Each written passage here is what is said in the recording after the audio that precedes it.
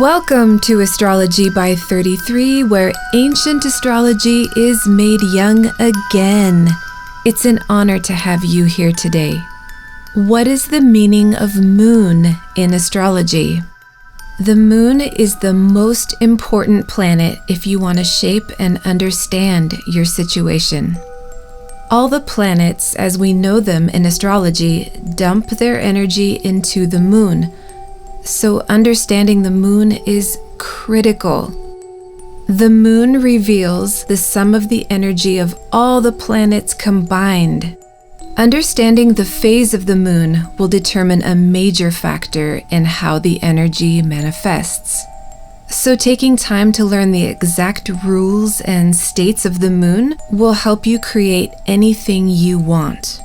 It's super important to infuse belief into anything you create. The more you believe, the more you can manifest. In astrology, the moon represents your mind, and that includes the levels of stability. Your mind is composed of two channels, the left and the right, or the Ida and the Pingala. The moon is in charge of this. In your chart, the moon also represents your mother. It includes how she's doing and her welfare. Is she a super mom? Is she an evil mom? Look at the moon in your chart, and it's going to give you a very clear picture of how your mother is. This was one of the beginning factors that made me a believer in astrology. It also rules over water, so it's in charge of the element of water, and it's the counterpart to fire. It's like the yin to the yang. The qualities of the moon include cold, wet, and feminine. It rules over all life on Earth. It basically takes the heat and energy and active force from the sun, transmutes it, and turns it into usable energy that we use to grow plant life and to serve as the mother energy of all beings. All living beings depend on lunar energy. It's the only planet that actually revolves around Earth itself. In astrology, the moon is actually considered a planet. It's in charge of ether, and that's basically the fifth element. It's the immortal substance that's incorruptible, it doesn't decay. The moon is both inside of you and outside of you. Remember, you're the microcosm of the macrocosm. The moon in you is the moon out there. As above, so below. You can control your external circumstances by controlling your internal cosmos. The ether is the point where mind and matter merge.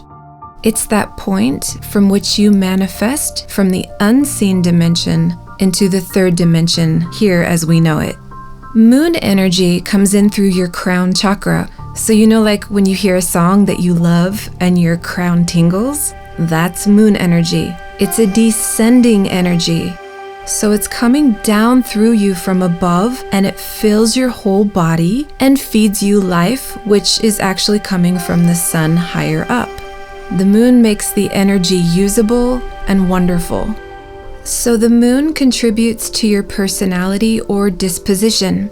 People who have a very strong moon in their personality, they tend to be very sensible people. They think clearly, they're smart, and they're discriminating. If the moon is strong in their chart, it can make them educated and wise and politically aware. It also gives a soft voice and very sweet speech. People who speak with a flowing cadence, and they're capable of speaking very well. The moon can make a person shy and have a mild temperament. It makes them a little bit gentle. And their overall disposition is very even and sattvic. They're known to be warm and kind to their friends. They're affectionate and pleasant. And because we know the moon waxes and wanes, sometimes it can make a person a little bit unsteady, a little up and down, or just changing their mind frequently. That can be a moon quality. It's super important because it directs how the energy of the other planets will manifest in the physical dimension. The moon is the gate from the invisible to the visible. Without it, nothing can exist on Earth. What metal is associated with the moon? Silver. Materials that correspond with the moon are gems. Specifically, the precious stone that's linked to the moon is a pure, spotless pearl. Moonstones are also linked to the moon. Just think any white stone. The grain that the moon rules over is rice, and the clothing it's tied to is new clothing. In particular, silky white robes, all white clothing corresponds to the moon. It rules over the direction of northwest. So you can think of the sun as your higher self, and the moon is our lower self. It's the me and not the we. It's the what about my needs? That's the moon.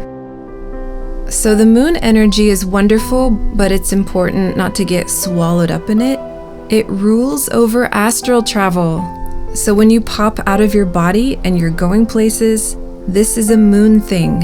It's traveling in your astral body that's super light and a more perfect version of yourself as you know it in the physical dimension. When you're lucid dreaming, it's a very similar state. The moon embodies duality because it waxes and wanes. It gives you the up, it gives you the down, the in and the out. It's never the same. Just like a woman's monthly cycle, there's a lot of drama in it. The sun is steady Eddie, and the moon is very menstrual. Now, to give the moon the respect that it deserves, it is considered royalty. It's in the royal class, and it sits next to the sun. It's the counterpart to the sun. We know the sun is the king, but the moon is the queen. She's royal and she's noble in her perfect state. Now we all know that the moon can get terribly out of balance when it gets down here to Earth, and that's not always the moon in a perfect state, especially new moon energy, when things are very dark. The light from the sun is no longer reflected to us, and we're forced to be the light until she starts to wax again. We feel the electromagnetic effects of the moon the most because it's the planet closest to Earth. It literally pulls on our bodies and minds, and you can see what it does to water, like the tides in the ocean. It takes almost 28 days to make a full cycle around the Earth. It marks the celestial month, and the woman's cycle is about that long. That's not a coincidence. The 27 lunar mansions, also known as nakshatras, are the wives of the moon. The moon travels through all of them. The moon keeps life interesting. It rules over certain types of trees and plants. They're the kind that are milky, and some can produce rubber. Very often you'll find trees that blossom and they give juice, like sweet fruit juice. And it sees over the secretions of a plant, like aloe vera, the gel that comes out of there. A type of flower that it rules over is the lotus, and it corresponds to the spices of ginger and cardamom, which are absolutely wonderful in a chai latte. Side note, the color that corresponds to the moon is white, and it rules over certain animals, cranes, herons, animals living in the water, a hare, antelopes, and the chukar partridge. These are moon animals. The moon has the power to cancel the evil caused by all the other planets except for the sun and Ketu. This is a big deal. Many people get nervous about Mars and Saturn and Rahu, but if the moon is strong and benefic, it will cancel the evil effects of the bad planets.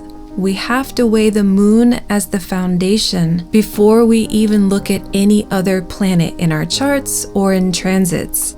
The state of the moon can make a bad planet have no effect. So when you look at any planet, check the status of the moon first. Just think of any planet as sitting on the moon as a foundation. The moon dictates how all the other planets will behave. Remember, she's the queen, she's the boss, she gives the orders. The planets obey her, except for the sun.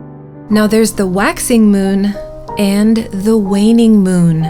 The waxing moon is when it gets lighter and lighter and lighter, starting from the new moon, and the waning moon is when the moon gets darker and darker and darker. The waxing moon is considered good and beneficial. The waning moon is considered evil. So there's your duality. You're good and you're evil. You're hot and you're cold. This is necessary for how things work on Earth. So we just said that it's evil during the waning moon, and especially during the last week leading up to the new moon, including the new moon, which is perfectly black and dark. It's important to know that the evil planets get their strength during the dark 2 weeks of the moon. And that just means the new moon, which is perfectly black, and the dark half before it, and the dark half after it. The moon gives good results in the week leading up to the full moon, or the bright half of the moon waxing. The full moon itself is very good energy. The full moon is just as good as Jupiter. The good planets get their strength during the light 2 weeks of the moon. So when the moon is at least half light or more, going up to the full moon, just think the more light on the moon, the better it is. That's good results, good effects.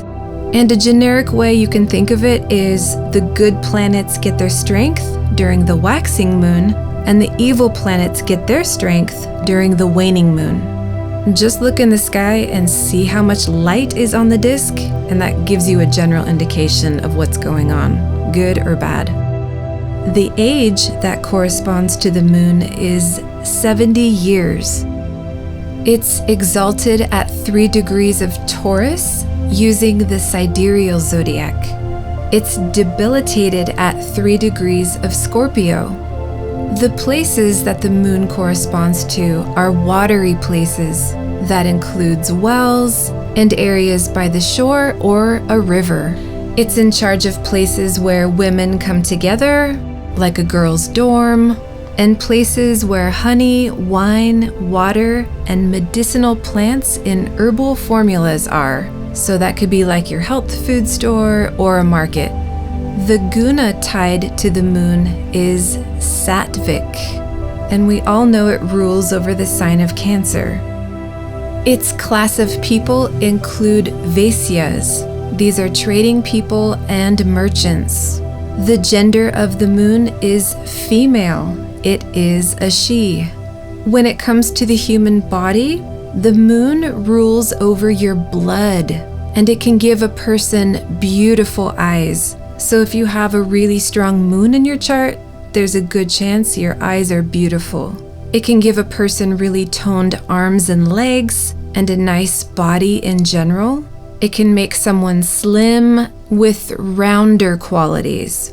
It can make a person very good looking, and it has a youthful quality. Young people and early stages in life, this is a moon thing. On the human body, it gives the quality of softness, things that are tender and things that are soft to touch. Remember, it's a feminine planet, and people with a strong moon tend to dress very well. They like to have clean clothing, and they can be very fashionable. In the body, it rules over phlegm, so lots of mucus in the nose and throat and all that fun stuff, that is a moon thing. The taste that corresponds to the moon is salty. The period of time that goes along with the moon is 48 minutes. The friends of the moon are Sun and Mercury. She doesn't have any enemies. So what does the moon rule over? It's in charge of the heart's character and a person's natural inclination. Like when you say what's in their heart, that's a moon thing.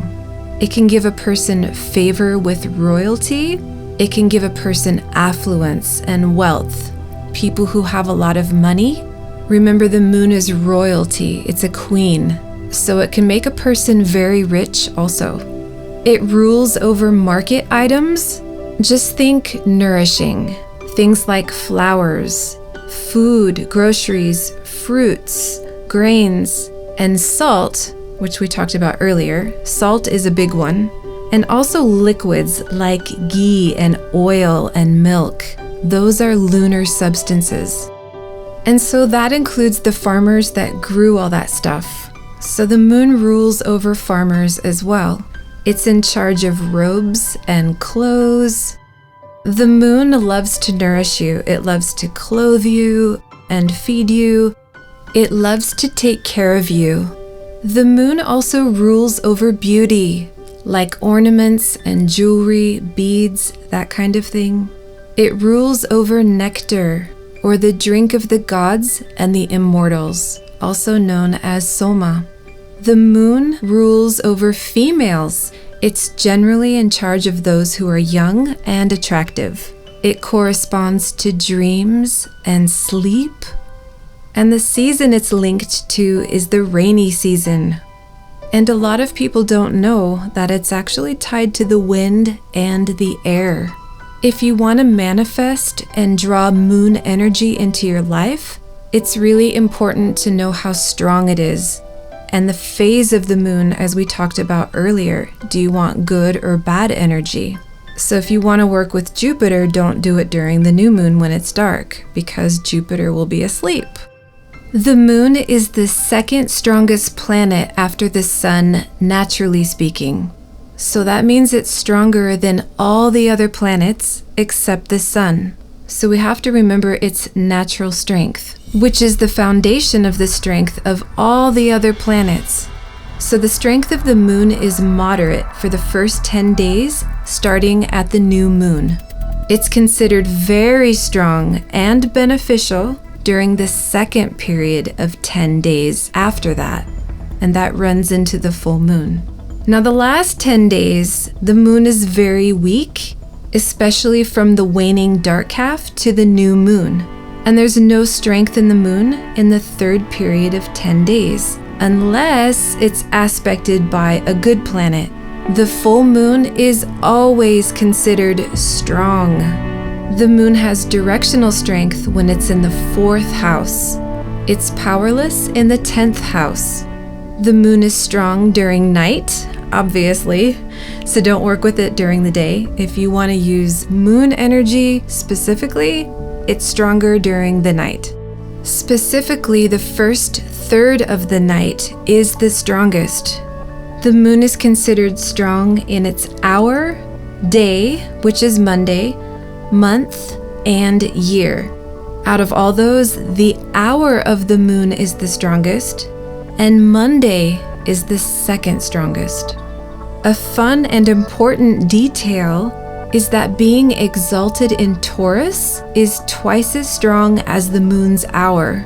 So using the sidereal zodiac, when it enters Taurus, and you do it on a Monday, in the moon's hour, you have a win-win, win-win-win.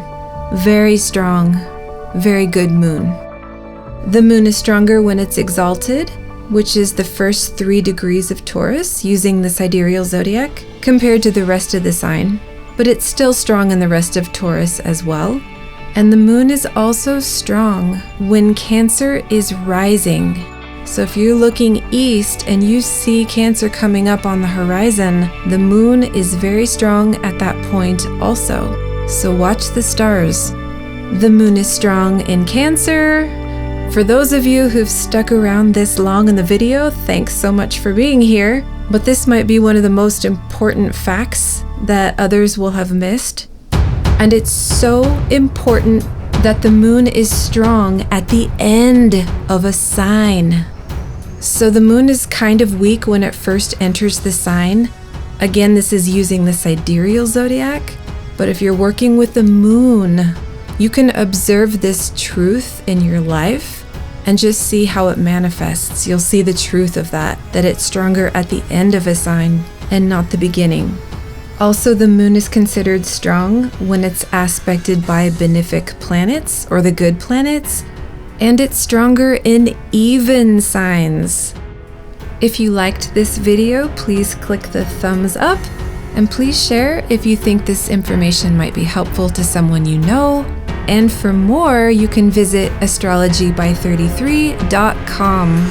Please subscribe if you haven't already.